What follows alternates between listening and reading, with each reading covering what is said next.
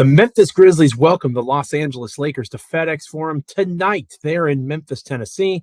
LeBron James, the king, will not be taking part in the festivities. D'Angelo Russell also appears unlikely to play, so this game has lost a bit of its luster, but it's still a big one for Memphis. We'll talk about how the Grizzlies can find a way to knock off the weakened LA Lakers, plus reasons to be excited about Steven Adams' upcoming return and how Ja Morant can still give more by doing less to this Grizzlies team. All that on this episode of Locked On Grizzlies. Let's lock in. You are Locked On Grizzlies, your daily Memphis Grizzlies podcast. Part of the Locked On Podcast Network, your team every day.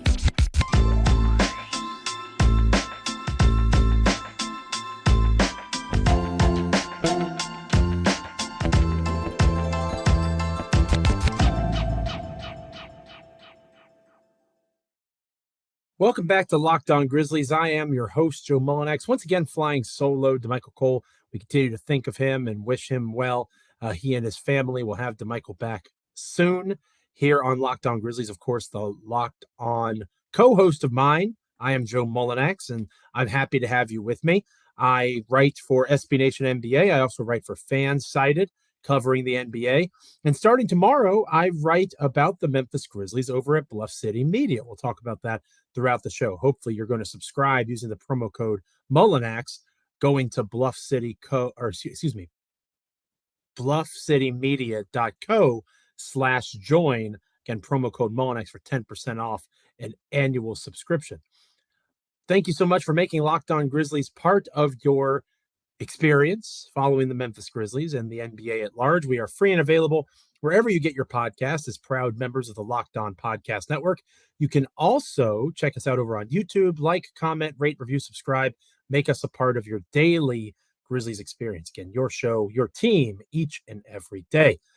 We lead off this episode looking at a Grizzlies-Lakers game that has lost a bit of its luster, right? No offense to everybody else on the Los Angeles Lakers. The Lakers are a better team. They are improved going into tonight's contest against the Grizzlies. There's no disputing that. But if LeBron James isn't playing and D'Angelo Russell almost certainly is not playing, doubtful as of this recording, then the Lakers should not be able to hang with the Memphis Grizzlies, even with the additions that they made at the trade deadline.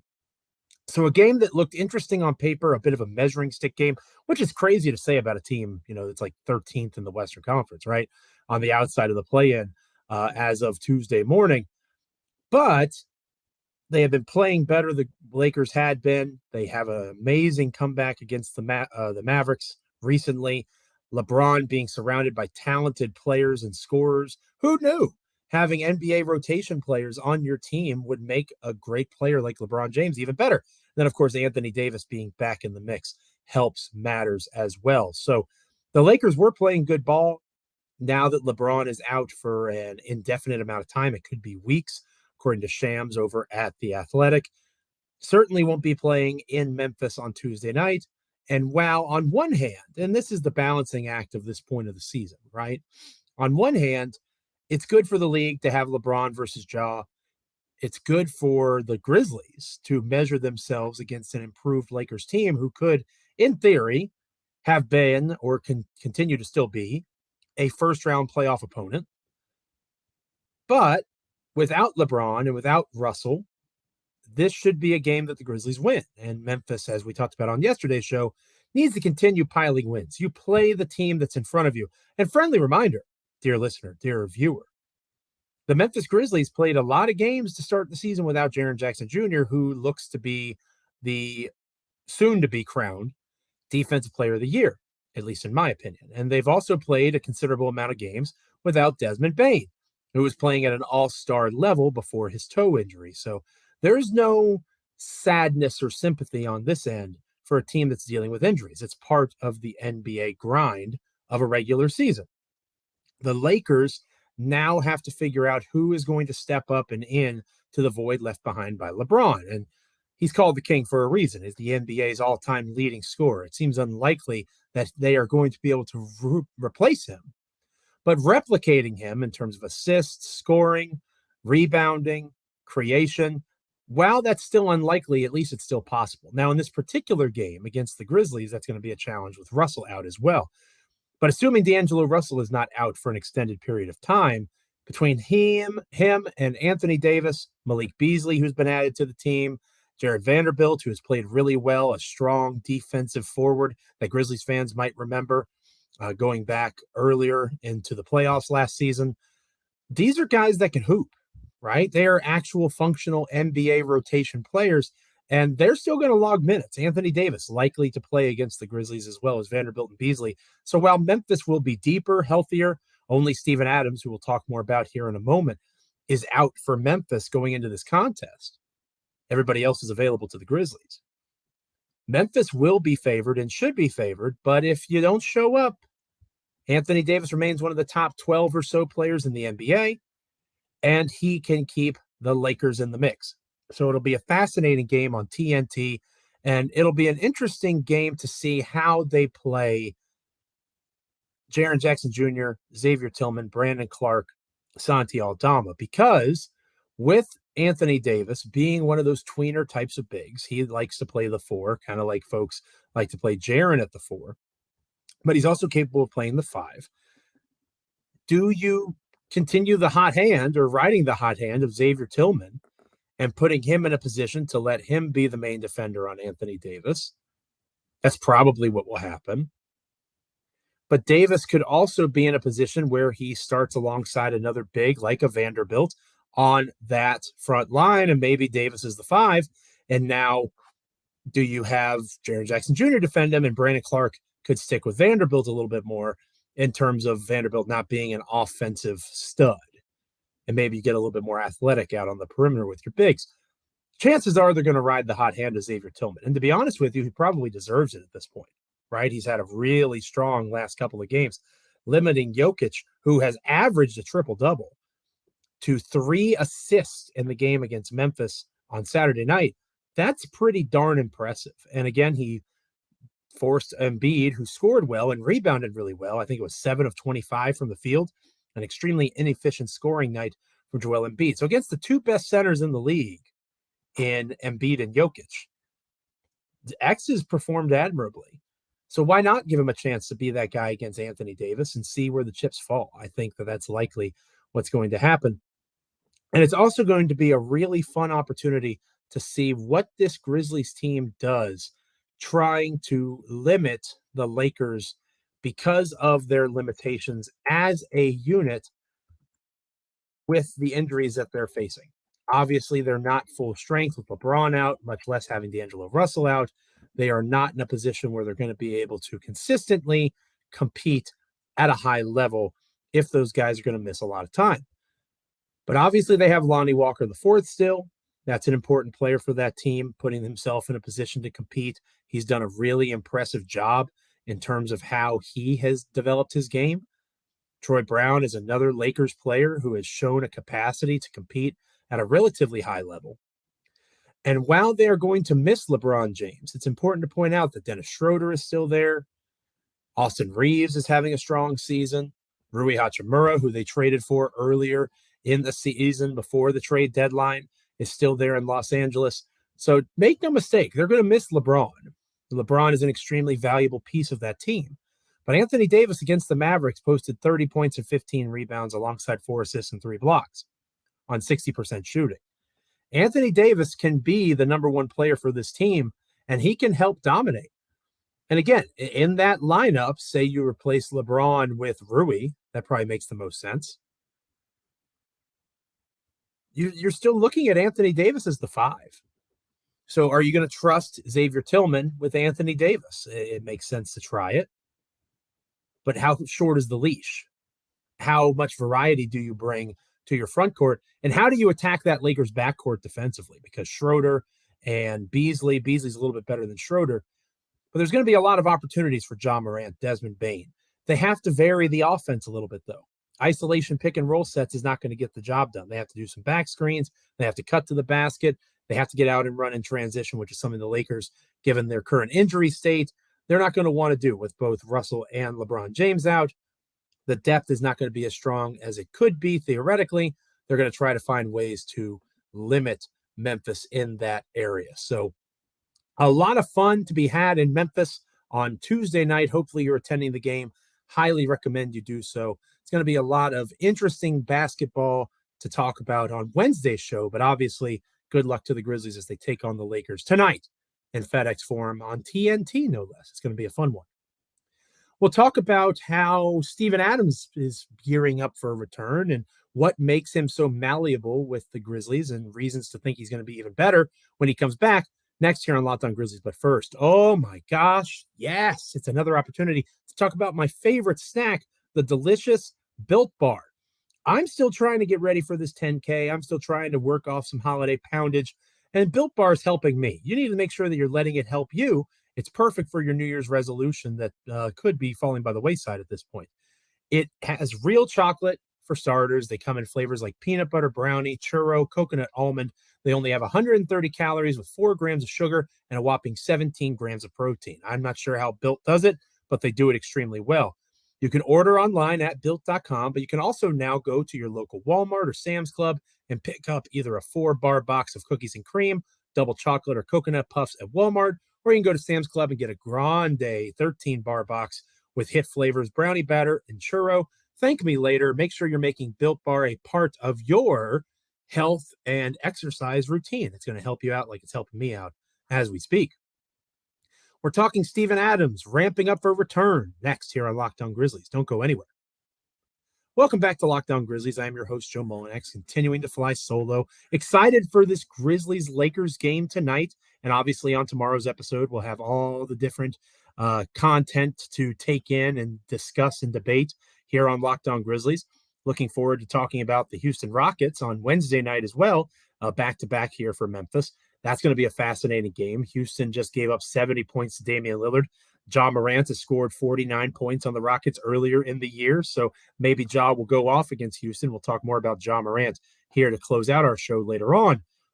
But I'm excited because Chris Harrington, the Daily Memphian, reported on Monday at practice that Steven Adams, there's a target date for Steve-O to come back for the Grizzlies, and it's coming up relatively soon. It's not against the Lakers on Tuesday, and it's probably not the Houston Rockets on Wednesday, but the Grizzlies are about to head out on a road trip. They're going tripping after the Lakers game on Tuesday night. They're in Houston, in Denver, they're at the Clippers, and then they're at the Lakers, these very same Lakers who will still be sans LeBron, it sounds like, on Tuesday, March 7th. So over the span of that 4-game road trip, Grizzlies head coach Taylor Jenkins, again, according to Chris Harrington of the Daily Memphian, talking about the end of that trip. Maybe the Los Angeles games could be at the time where we see Steve-O back in the fold. And it can't come fast enough because Steven Adams, as we've talked about here, there, and everywhere, is extremely important to the Grizzlies and their success. How good is that long-term? That's a great question because, again, I don't mean to disrespect Steven Adams. He's obviously vital to the success of the Memphis Grizzlies.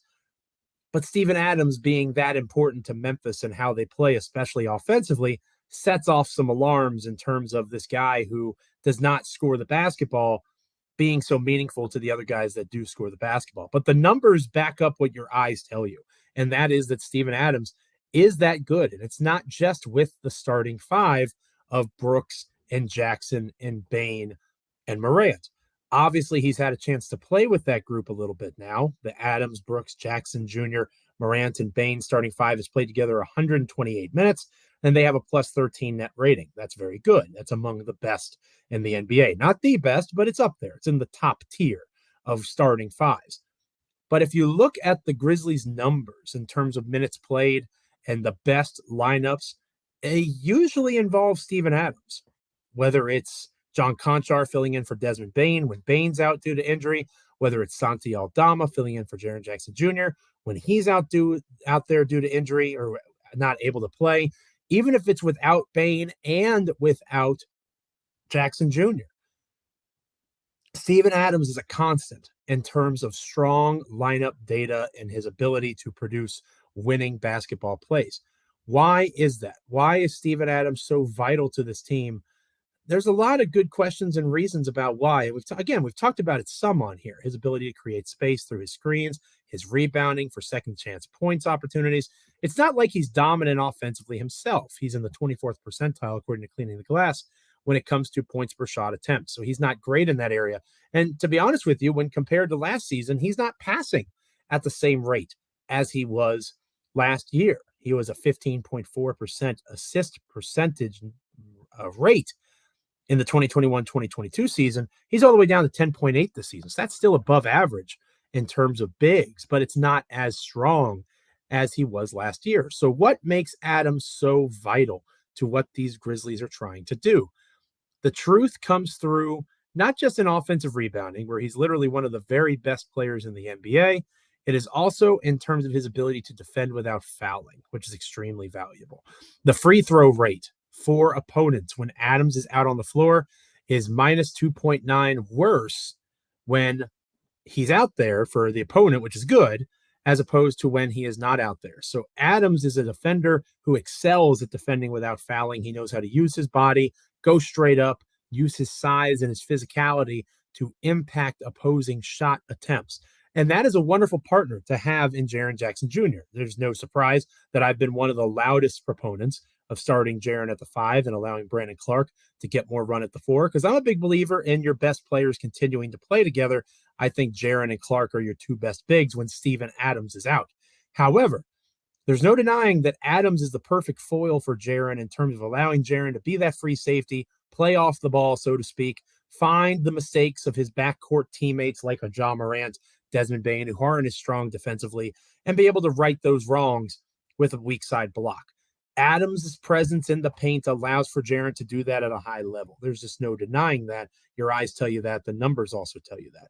Something else that the numbers tell you in terms of Steven's ability to play defense is he finds ways not just to rebound, but to prevent the opponent from rebounding. He stops offensive rebounds for the other guys while gathering extra possessions for Memphis. And for a big, it's kind of like an assist to turnover ratio kind of situation. The same thing that makes Tyus Jones so valuable when he's really clicking in his assist to turnover numbers allow for him, as Steven Adams,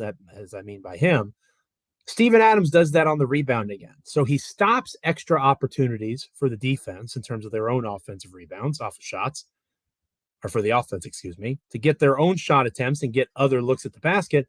And he's able to provide those shots for the Grizzlies. So again, when Tyus Jones creates an offensive opportunity that gets converted for a Memphis shooter and then doesn't turn the ball over to the opposing team, that generates extra possessions on both sides of the ball. Same concept with Adams. As an offensive rebounder, getting extra possessions and being able to clear the glass after one shot attempt, he is in the 95th percentile in that category, according to Cleaning the Glass. 98th percentile in offensive rebounding for himself. But again, in terms of making sure the opponents don't get their own misses, he's near elite, if not elite, in that capacity too. And one of the things that I'm most excited about in terms of Steven Adams eventually returning, more than likely in Los Angeles, it sounds like, against the Clippers and the Lakers, I look forward to seeing what he can do with Luke Kennard. You know, that it seems like Taylor Jenkins, the head coach of the Grizzlies, is a little more comfortable with playing Kennard and Bane together with Tyus Jones on the floor than I originally anticipated. And depending on matchups, maybe that's okay. It's just there's a struggle there defensively, perhaps. Tyus, Kennard, and Bane trying to defend. One of those guys has to play against the best perimeter scorer at any given time. That's usually not going to end well. But if Adams and Jaren Jackson Jr. are your front court players, maybe at least in and around the paint, everything would be okay. And that kind of cuts half the floor for those perimeter guys to be able to have a little more success staying in front of scorers. I want to see Adams in the pick and roll with Luke Kennard. I want to see Adams finding ways to cut and dash and dish off to Kennard, off slashes, back row or backdoor cuts. Teams are going to be so focused on Kennard as a corner shooter that he's going to have easy opportunities to dive to the rim and try to get some easy looks. Adams up on the elbow, making those kinds of passes. We've seen him do those sorts of things with Desmond Bane. Why couldn't he be able to do them with a Luke Kennard? And I think that Adams and Kennard have games that are very complementary in terms of Adams doing so much well without the ball and Kennard needing to score to maximize his potential. So Kennard will just be the latest example. You know, Ja Morant, Desmond Bane, Jaren Jackson Jr., all guys who have seen their shot attempts go up in the absence of Jonas Valanciunas and the arrival of Steven Adams, and Adams is still doing things to help winning basketball. Kennard should be the next name that gets better opportunity, better space to work with, better open looks because of the presence of Steven Adams. So get well, Steve-O. Sounds like you'll be back here sooner rather than later, and that's a good thing, especially for the subject of our final segment on this episode of Locked On Grizzlies, Ja Morant, who continues to not necessarily be cold, but there's more that Ja can do. Steven Adams will certainly help with that, but we'll talk about other ways that Ja can be maximized when compared to the schedule that's upcoming next year on Locked On Grizzlies. But first, this episode of Locked On Grizzlies is brought to you by LinkedIn Jobs. Big fan of LinkedIn Jobs. These days, every new potential hire can feel like a high-stakes wager for your small business. You want to be 100% certain that you have access to the best qualified candidates available. That's why you have to check out LinkedIn Jobs. LinkedIn Jobs helps find the right people for your team faster and for free. You can add your job in the purple hashtag hiring frame to your LinkedIn profile to spread the word that you are hiring. Then you can use simple tools like the screening questions that make it easy for you to focus on candidates with just the right skills and experience so you can quickly prioritize them. This year is vital, just like every year is. But again, we're already almost into March. It is important to find the right team members to help you accomplish your goals. And it's why small businesses rate LinkedIn Jobs #1 in delivering quality hires versus the leading competitors. LinkedIn Jobs helps you find the qualified candidates you want to talk to faster. Post your job for free at linkedin.com/LockedOnNBA. That's linkedin.com/LockedOnNBA to post your job for free. Terms and conditions apply. We will talk Ja Morant and getting him going next here on Locked On Grizzlies. Don't go anywhere.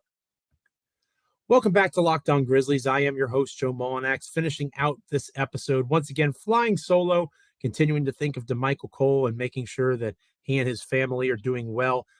We're having fun here on Locked On Grizzlies. We're excited about Grizzlies-Lakers tonight. No LeBron James, likely no D'Angelo Russell, but it still should be or could be a competitive game if Memphis allows it to be. And then obviously that feeds into a back-to-back where on our next episode of Locked On Grizzlies on Wednesday, we'll take a look at the Grizzlies-Lakers game and we'll also preview Grizzlies-Rockets. So a back-to-back leads to lots of on-the-court content for us to discuss here at Locked On Grizzlies. But I do want to talk about somebody who in the last 4 games has not scored 30 points. And that is something that has been a lot more common for him this season, especially earlier in the season. That's Ja Morant. Now, the easiest thing to point at is Steven Adams hasn't been out there, right? And obviously that's going to impact what Morant is able to do because Adams is so influential, creating that space, setting those screens that allow for Morant's athleticism and handle to really shine. Brandon Clark, Jaren Jackson Jr., Xavier Tillman, they set screens on varying degrees of well, but they don't give Ja the same opportunity, the same space. Adams is just so elite at being a large dude that Ja clearly struggles when Adams isn't out there. But something that has noticeably gotten worse over these last 4 games in particular, where Morant is 25 points, 20 points, 15 points, 23 points. So again, for a non-all-NBA player, that's not bad, right? You're okay with those numbers for a guy that isn't an all-NBA candidate. But especially in the Western Conference, where you've got SGA, where you've got all these different guards, De'Aaron Fox, that are gunning for these all-NBA spots, there's a realm of possibility where Ja Morant's not in that conversation. And that sounds crazy to say out loud. And maybe it is. His popularity, he obviously still has really strong numbers. He's posting career high in scoring. Ja not making the third team seems like a long shot, but the point that's trying to be made is there's a lot of strong guard play in the Western Conference, and this current stretch is not indicative of a guy who would be in that mix for being that all-star, not all-star, all-NBA type of talent, which is even more selective than all-stars, right? It's the top 15 as opposed to the top 24. Ja Morant is shooting pretty poorly from 3. He is on a cold spell. He is 2 for 16. 2 for 16 from 3. Or 2 for 18, excuse me. 2 for 18 from 3 over the last 4 games. That is abysmal. Not good at all. And it allows for teams to collapse the paint and go under screens. When Morant is shooting threes relatively well, like he did against the Minnesota Timberwolves, like he did against the Chicago Bulls, like he did against the Portland Trail Blazers, there are games in the recent last stretch of 10 or so for Ja that he has been able to go out there and make these threes. When he does that, it enables him to be a larger offensive weapon because teams can't just collapse the paint and close it off to him, and he has to hope and pray he gets fouled when he drives. That level of his game is extremely vital, and it hasn't been effective in these last 4 games in particular. So Morant's offensive, I don't want to say struggles, but his inability to create from the perimeter has negatively impacted his ability to score. And it's not just 3-point shots. Ja is not really shooting in the mid-range as much as he has in the past. When Morant goes to the basket, he goes to the basket. Again, he's trying to draw contact. He's trying to be physical, but he's not always getting those calls. And that leads to frustration and him getting inside his own head, even more so than perhaps he already is. And that can negatively impact his game as well. So the 3-point shooting needs to get better. And he's never going to be, or it's unlikely he's going to be. It's hard to say never for a 23-year-old. But it's unlikely that Ja is ever going to be a guy that's shooting 35, 36% from beyond the arc. You would like for him to get to 33, 34%. And that would be massive for him. He currently is at 31.7% for the season. Not going to cut it. Again, if I'm worried about Ja Morant as a 3-point shooter, I have to go over screens more. I have to force myself to be in a less advantageous situation defensively to take away what Morant does best. But right now, he is not a threat from beyond the arc. And with that reality comes the concern and the difficulty that is getting Ja Morant going as a scorer. Finding ways to get him to the basket that are off the ball must be a priority.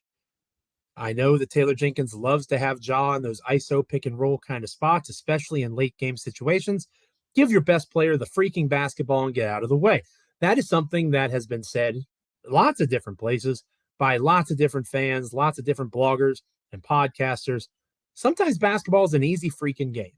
Your best player's got the ball, let him work. But Memphis has guys that can handle that play alongside Ja, like Desmond Bane, for example. Allowing Ja to play off the ball, get the ball in different parts of the court, force defensive coverages to alter how they communicate and get to their spots against Morant. Even a little bit of confusion can go a long way in terms of getting an easy bucket, an easy basket, a positive momentum generating opportunity. And Morant, as a scoring guard off the ball, has a lot of potential, especially on those backdoor cuts and slashes and off-ball screens that can free up an athlete the caliber of Ja. So allowing him to play off the ball more, in addition to getting him more confidence in his 3-point shot. How do you do that? Practice, obviously, and the Grizzlies practice on Monday. Hopefully that was helpful. But another way that you can do that is really getting an increased dosage and focus of him playing off the ball and getting him easier looks as a scorer. Because when he's on the ball in isolation opportunities, when he's coming off of a pick and roll or a screen with the ball in his hands, he is doing almost everything by himself while everybody else watches. And that's just not efficient basketball. There's limited cuts to the rim. There's not much moving in terms of back picks and screens over the top to get guys open on the 3-point perimeter. Aside from Ja dishing and cutting and making all those decisions and choices himself, there's not really much that is happening around Morant when he's on ball. So I really do believe that whether it's Tyus Jones, Desmond Bane, even Luke Kennard has shown the capacity to do this. Taylor Jenkins needs to let the man cook. Let Luke be in positions to be that creator for Ja and find different angles and lanes and ways to get to the rim and finish easily and get the ball through the bucket. And that confidence will breed into the team. It'll breed into defense. Morant, when he is feeling it, is one of the most dangerous players in the National Basketball Association. So much of his game is connected to confidence and swagger. Let him find his groove. It can't just be with the ball in his hands constantly. His usage rate is so high, higher than it probably should be for a player like Ja Morant, who's 23 years old. He is an amazing basketball player. He is one of the very best in the NBA. He also has one of the highest usage rates in the NBA per cleaning the glass, 38.3%. His points per shot attempt are at their lowest since his sophomore season. He is also scoring lower than he did in his rookie campaign in those points per shot attempt, only 112 or 111.2. again, according to Cleaning the Glass. His assist rate is at a career high. Good for him. He's playing pretty well in terms of assist to usage rate. His turnover percentage isn't that high. It's actually a career high for him, or a career good for him, career low, I should say, for him. So Morant is doing some things pretty well. He's performing at a relatively high level in other areas. They have to get his scoring production going, and it can't just be, oh, wait for Steven Adams to come back.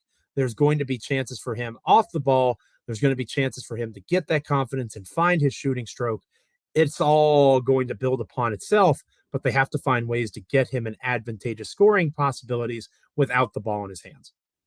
Thank you for making Locked On Grizzlies your first listen today. Now make your second listen Game to Game NBA. Every moment, every top performance, every result. Locked On Game to Game covers every game from across the NBA with local analysis that only Locked On can deliver. Follow Game to Game on Locked On NBA, available on the Odyssey app, YouTube, and wherever you get your podcasts. The next time we're together, it'll be March. And the Grizzlies will be hoping that March is coming in like a lion for them in terms of knocking off the Lakers and going to Houston to take on the Rockets to start off their four-game road trip. It's going to be a big one for Memphis. Like we mentioned a moment ago, obviously they're going out and taking on the Rockets on Wednesday, but they're also staring down rematches with the Denver Nuggets, as well as a rematch with these very same Lakers. The Clippers are on the docket as well as part of this four-game swing. Pretty important run of games over these next 4 or 5, including tonight, for the Grizzlies. We'll be talking about that and how it all lines up on our next episode. Thank you so much for listening. However you take in your podcast, thank you so much for watching. However you check out on YouTube, liking, commenting, rating, reviewing, subscribing. Make sure that you're checking out Bluff City Media. Excited to be writing over there as a Memphis Grizzlies columnist starting on Wednesday. My first post goes live Wednesday, a feature about these Grizzlies. bluffcitymedia.co/join. Use the promo code Mullinax, 10% off an annual subscription today. What are you waiting for? Go sign up. It's not just me. It's the great staff from what was Grizzly Bear Blues, now coming over to Bluff City Media starting March 1st. It is Parker Fleming. It is Sean Coleman. It is the great work that they already do covering the Memphis Tigers team, the boys team in particular, the work that they do covering 901 FC in terms of soccer.